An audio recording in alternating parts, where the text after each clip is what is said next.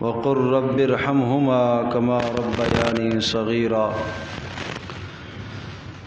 ربكم أعلم بما في نفوسكم إن تكونوا صالحين فإنه كان للأوابين غفورا صدق الله مولانا العظيم رب اشرح لي صدري ويسر لي أمري واحلل عقدة من لساني يفقه قولي اللهم صل على محمد وعلى آل محمد كما صليت على إبراهيم وعلى آل إبراهيم إنك حميد مجيد اللهم بارك على محمد وعلى آل محمد كما باركت على إبراهيم وعلى آل إبراهيم إنك حميد مجيد۔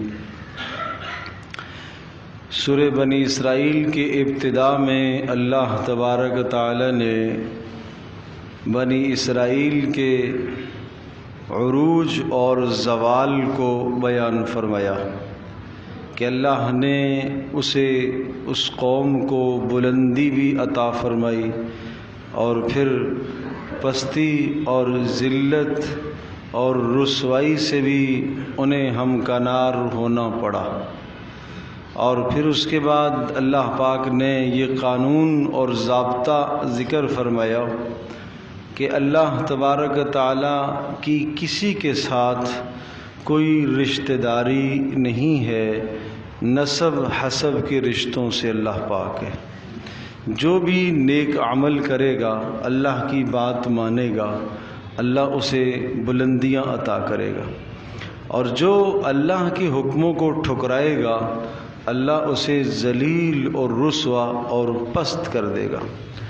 اور ایک حدیث میں یوں ارشاد فرمایا، من ترکہ من جبار قسمہ اللہ، جو متکبر اللہ کے اس کلام کو یعنی قرآن مجید پر عمل کرنے کو اور اس کی زندگی کو سامنے رکھ کر نمونہ بنا کر زندگی گزارنے کو چھوڑ دے گا، تکبر کی وجہ سے متکبرانہ زندگی گزارنا چاہے گا، آزادانہ زندگی گزارنا چاہے گا، قسمہ اللہ اس کے غرور کو توڑ کر رکھ دے گا، اللہ اس کو ذلیل اور رسوا کر دے گا۔ تو یہ ساری باتیں بیان کرنے کے بعد وَقَضَىٰ رَبُّكَ أَلَّا تَعْبُدُوا إِلَّا إِيَّاهُ، ایک معاشرے کی بنیاد کن اصولوں پر رکھنی چاہیے وہ اصول ذکر کیے، ایک گھر کی بنیاد کن اصولوں پر ہونی چاہیے وہ اصول ذکر کیے کہ آپ اپنے گھر کے اندر پہلے اسلام تو نافذ کریں، آپ اپنے گھر سے تو اسلام کا آغاز کریں، تو گھر میں ان قوانین کو، ان اصولوں کو آپ نافذ کریں۔ چنانچہ ان اصولوں میں سے پہلا اصول گزشتہ اتوار کی نشست میں ہم نے ذکر کیا تھا، وہ تھا توحید کا اصول۔ تمام کے تمام اعمال، تمام کی تمام عبادات اور تمام کے تمام نیک عملوں کی جڑ اور بنیاد وہ توحید ہے، اللہ کو ایک جاننا، اللہ کے ساتھ کسی کو شریک نہ ٹھہراؤ۔ عرض کیا تھا کہ اللہ کے ساتھ شریک ٹھہرانے کی جب بات آتی ہے تو ہم سمجھتے ہیں کہ نہیں، ہم تو نہیں شریک ٹھہرا رہے، ہم تو ایک اللہ کی عبادت کرتے ہیں، ہم نے ابھی اللہ کی نماز پڑھی۔ تو بھائی ایک آدمی اگر اللہ کی نماز پڑھ رہا ہے تو میرے عزیز دوستوں اور بزرگوں، از اول تا آخر نماز اللہ ہی کی ہونی چاہیے تھی۔ کیا اس نماز میں، سجدے میں، رکوع میں، قیام میں ہم نے کسی اور کو تو نہیں شریک کیا ہے؟ ہمارا دھیان اللہ کی طرف ہونا چاہیے تھا، کسی اور کو تو نہیں لے کر آئے۔ یہ بھی منع ہے، یہ بھی منع ہے، قرآن اس سے بھی روکتا ہے۔ خالص ایسا وقت نماز کا ہونا چاہیے جس میں تمہارے دل میں صرف اللہ ہو، تم ہو اور تمہارا اللہ ہو، بس یہ مزاج پیدا کرو۔ یہ مضمون ذکر کرنے کے بعد پھر جو بڑا حق ہے وہ ہے ماں باپ کا، اس لیے وَقَضَىٰ رَبُّكَ أَلَّا تَعْبُدُوا إِلَّا إِيَّاهُ، تیرے پروردگار نے یہ حکم فرمایا ہے، تیرے پروردگار نے یہ فیصلہ کیا ہے کہ اللہ تعبدوا الا ایاہ، کہ اللہ کے سوا کسی کی عبادت اور بندگی نہ کی جائے، اپنے دل و دماغ میں سب سے غالب اور سب سے بلند اور بڑی محبت اللہ ہی کی رکھی جائے۔ لیکن کیا ماں باپ سے محبت نہ کی جائے؟ ہاں کی جائے، لیکن ماں باپ کی محبت اللہ کی محبت سے نیچے ہو۔ کیا اولاد سے محبت نہ کی جائے؟ ضرور کی جائے، لیکن اللہ کی محبت سے نیچے ہو۔ کیا مال سے محبت نہ ہو لیکن اللہ کی محبت حاوی اور غالب رہے۔ کیا بیوی سے محبت نہ ہو؟ ضرور ہو، لیکن اللہ کی محبت کے اوپر نہیں جانی چاہیے۔ اس لیے اللہ پاک نے سب سے پہلے اپنے حق کو ذکر فرمایا، اور اس کے بعد اگر کوئی حق ہے تو وہ والدین کا حق ہے۔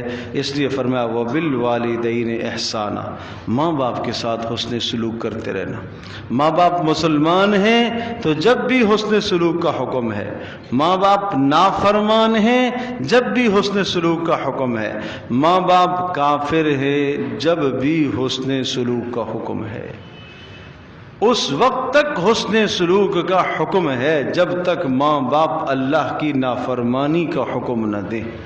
ہاں وَإِن جَاهَدَاكَ عَلَىٰ أَن تُشْرِكَ بِي مَا لَيْسَ لَكَ بِهِ عِلْمٌ فَلَا تُطِعْهُمَا، اگر ماں باپ تمہیں اللہ کی نافرمانی کا کہیں، اب یہاں ماں باپ کی اطاعت نہیں کرنی۔ کیوں؟ اس لیے کہ اللہ کی اطاعت زیادہ بلند ہے ماں باپ کی اطاعت سے۔ رسول اللہ صلی اللہ علیہ وسلم کی اطاعت زیادہ بلند ہے ماں باپ کی اطاعت سے۔ اور صاف رسول اللہ صلی اللہ علیہ وسلم نے ارشاد فرمایا لا طاعت لمخلوق فی معصیت الخالق، کسی بھی مخلوق کی اطاعت جائز نہیں ہے جہاں اللہ کی نافرمانی ہوتی ہو۔ بیوی کو شوہر کی اطاعت وہاں جہاں اللہ کی نافرمانی ہوتی ہو، بیوی کے لیے وہ اطاعت جائز نہیں ہے۔ اگر بیوی یہ کہے کہ میرے لیے حالات مشکل ہو جائیں گے، میں کیسے کروں، میرے گھر کے حالات ایسے نہیں ہیں، تو میرے عزیز دوستو اور بزرگوں اور ماں اور بہنوں، اس بیوی کے سامنے قیامت کے دن فرعون کی بیوی آسیہ کو لایا جائے گا۔ ہاں آسیہ کو لایا جائے گا، کہا جائے گا تو بتا ذرا تیرا شوہر زیادہ سخت تھا یا آسیہ کا شوہر؟ علیہ الرضوان، اللہ پاک اس سے راضی ہو، آسیہ سے راضی ہو چکا، کیا اس کا شوہر زیادہ سخت تھا یا تیرا زیادہ شوہر سخت تھا؟ اس قدر ظالم۔ اور قرآن کیا کہتا ہے؟ اللہ پاک نے مثال ذکر فرمائی، امرأۃ فرعون کی بیوی کی مثال۔ اور جب وہ ایمان لے آئی موسیٰ علیہ السلام پر، اور موسیٰ علیہ السلام پر ایمان لانے کے بعد اس گھر کے اندر جو مصائب اور آلام کے پہاڑ ٹوٹے مت پوچھو۔ اگر اس کا کوئی بیٹا ہوتا شاید سہارا بن جاتا، بیٹا بھی کوئی نہیں، اولاد بھی کوئی نہیں۔ فرعون کے سارے وزراء اسے ذلیل کرنے لگ گئے، اسے کوسنے لگ گئے، شوہر کے نزدیک بھی عزت نہیں رہی، دنیا کے اعتبار سے یہ ذلت ہو گئی، اور مار پٹائی روزانہ کا مشغلہ، اور حد اور انتہا یہاں تک ہو گئی کہ آسیہ کو فرعون نے اپنی بیوی آسیہ کو تپتی ریت پر دھوپ میں لٹایا، اور لٹا کر دونوں بازوؤں کو لمبا کرا کر پیروں کو لمبا کرا کر 4 کیلیں ٹھونک دی۔ تصور تو کرو، یہ مائیں بہنیں تصور تو کریں، یہ تصور تو کرے ایک سوئی چبھتی ہے تو کتنی اذیت ہوتی ہے۔ تو اس کے دونوں ہاتھوں میں اور دونوں پیروں میں کیلیں ٹھوکی ہوئی ہیں۔ کس نے ٹھوکی؟ شوہر نے۔ اسی طرح سے مر جائے گی یا موسیٰ پر ایمان کو چھوڑ دے، مجھے رب مان لے، موسیٰ کے رب کا انکار کر لے۔ اور جب یہ منظر ہونے لگا تو اس نے اللہ سے دعا کی، رب ابن لی عندک بیتا فی الجنہ ونجنی من فرعون وعملہ ونجنی من القوم الظالمین۔ اے اللہ ایسے سخت حالات آگے کہیں ایسا نہ ہو کہ میں برداشت نہ کر سکوں اور میری زبان سے کوئی کلمہ کفر نکل جائے، اے اللہ اس سے پہلے ہی تو مجھے موت دے دے۔ ایمان نہیں چھوڑا۔ یہ کیوں قصہ اللہ نے ذکر کیا قرآن میں؟ یہ کیوں ذکر کیا؟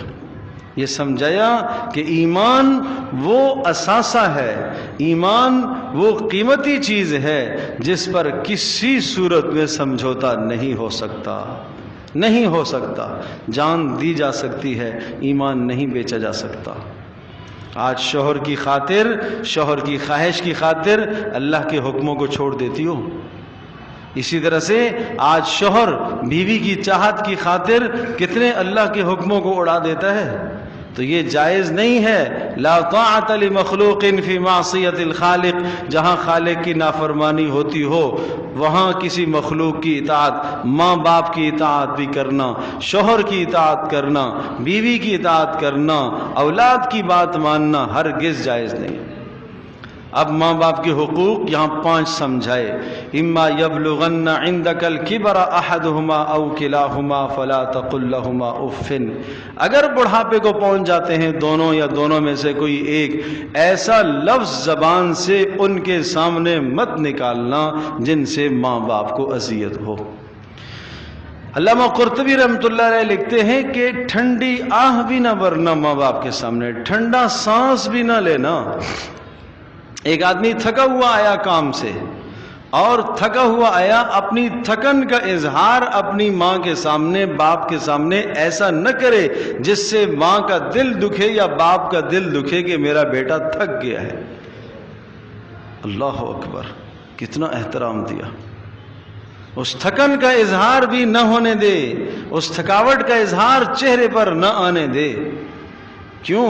احترام ہے۔ کیوں؟ اس لیے کہ وہ آپ کی دنیا میں آنے کا ذریعہ بنے، ان کا احترام ہے۔ رب کے بعد رب خالق حقیقی ہے، وہ موجد حقیقی ہے، اس نے عدم سے وجود میں لایا ہے اور عدم سے وجود میں لانے کا ذریعہ اس نے ماں باپ کو بنایا ہے۔ تو اللہ تبارک تعالیٰ کی عظمت اور احترام کے بعد اور اس کے حقوق کے بعد اس نے ماں باپ کے حق کو خود بیان فرمایا ہے۔ تو مجھے یہ بتائیے کہ جب یہاں تک جائز نہیں ہے، قرآن ہلکے سے ہلکے ادنا سے ادنا لفظ کو ذکر کرتا ہے، اف۔ یہ اف کا معنی ہم اردو والا اف نہیں ہے۔ کوئی ایسا لفظ نہ کہو، کسی قسم کا ایسا لفظ نہ کہو جس سے ماں باپ کو اذیت ہوتی ہو۔ ہائے نہ کرو، ہوں نہ کرو، یہ نہ کہو میں تھک گیا، یہ نہ کہو ایسا ہو گیا، یہ نہ کہو لفظ جس سے ماں کو تکلیف ہو، یہ لفظ نہ کہو جس سے باپ کو تکلیف ہو۔ یہ پہلا حق ہے، زبان سے انہیں تکلیف نہ دو۔ تو گالی دینا، جھڑکنا، ستانا، بدتمیزی کرنا، یہ تو بہت بہت بات کی باتیں ہیں۔ ادنا سے ادنا، ادنا سے ادنا تکلیف کی بھی اجازت نہیں ہے، وہ بھی جائز نہیں۔ نمبر 2، فلا تقل لهما اف ولا تنهرهما۔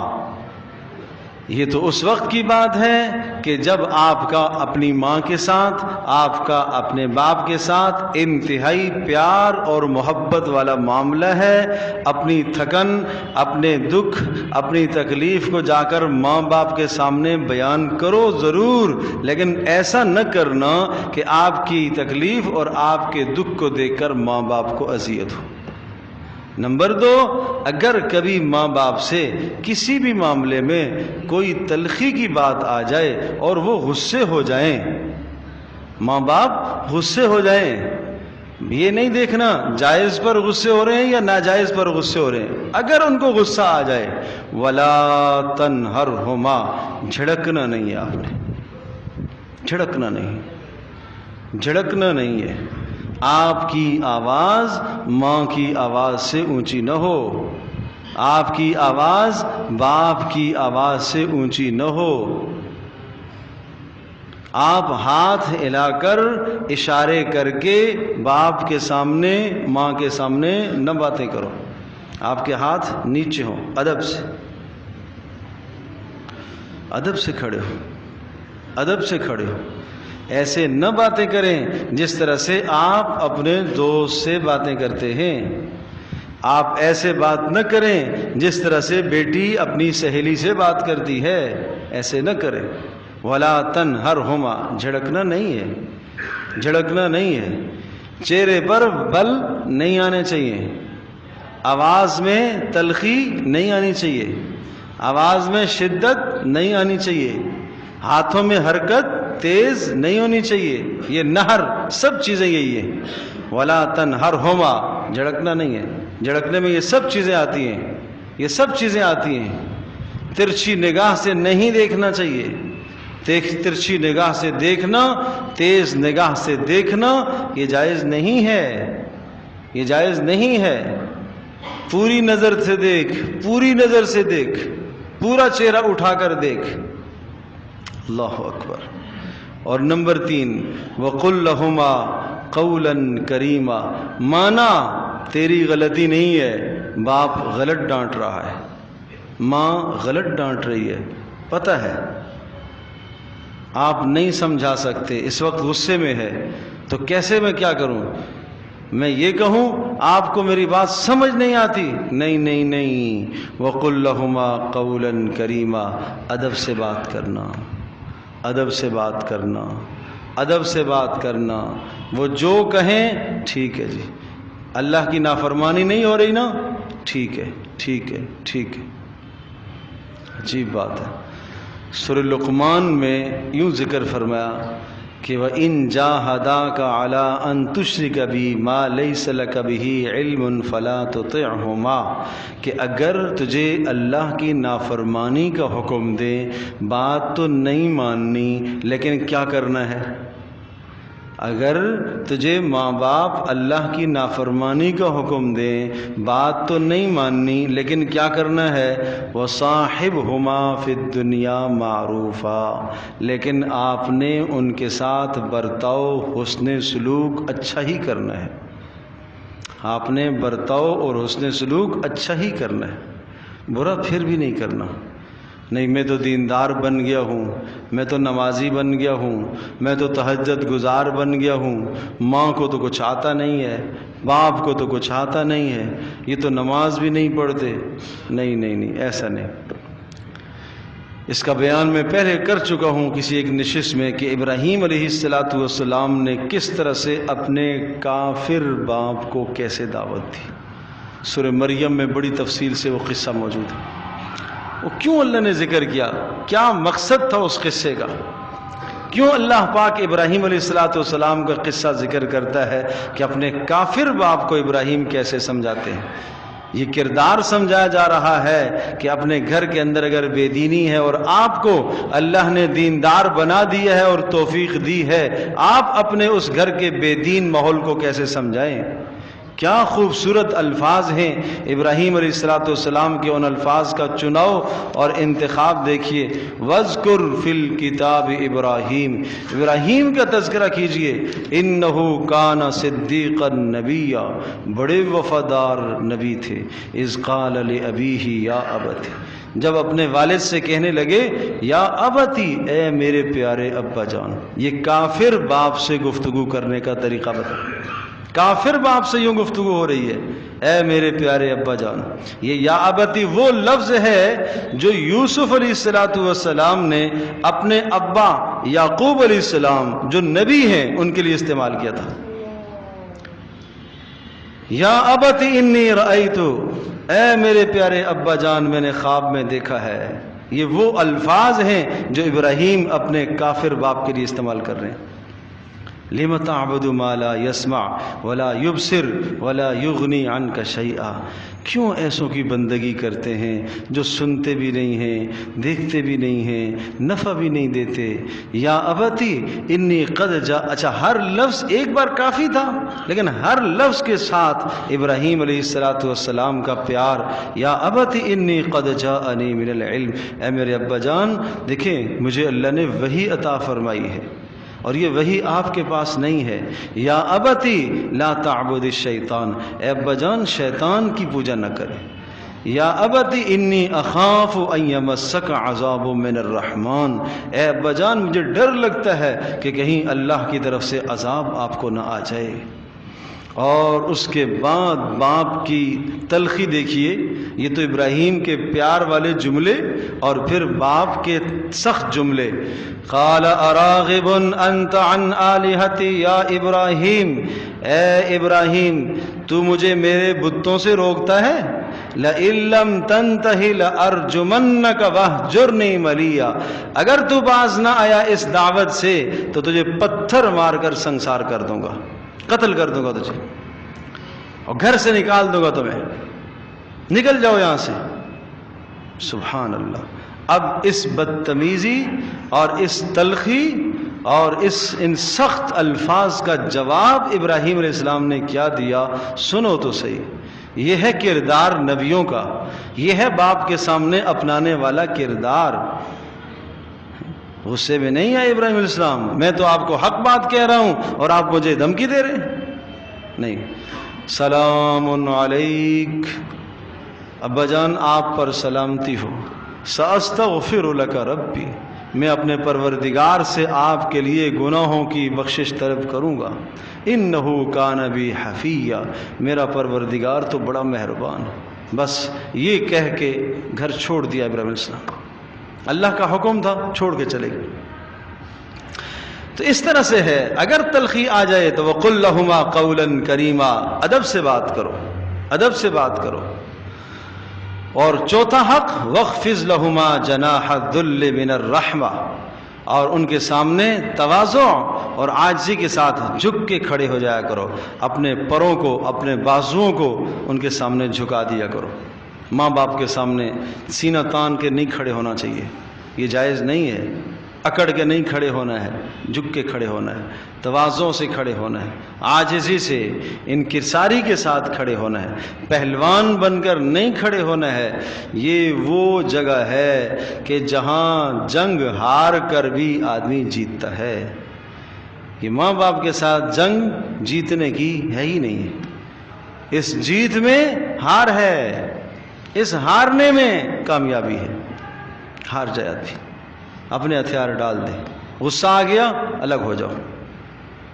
تلخ ہو گئی بات، ماں نے ڈانٹنا شروع کر دیا، باپ نے ڈانٹنا شروع کر دیا، ناحق ڈانٹنا شروع کر دیا، غلطی پر ڈانٹنا شروع کر دیا، ناجائز ڈانٹنا شروع کر دیا، آپ الگ ہو جاؤ. اس کو مت جواب دو تلخ، مت سخت جواب دو، مت سخت جواب دو. بہت سختی کی طرف بات چل جائے گی.